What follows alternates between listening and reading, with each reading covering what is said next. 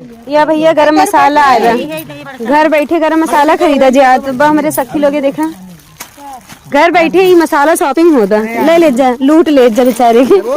ए माची सुबह लाई ले कहते हैं भाई अब 10 में पैकेट तेल दे दे कौन तेल है वो रिफाइंड लेबू कि सरसों लेबू कौन तेल चाहिए रिफाइंड इन तेलो दे ये हाल तो है जाम सब जुटी थी ना ऐसने हो था यार काली मिर्च कितना कम दे खुलवा कुल सुखाएगा का मिठाई तो कम है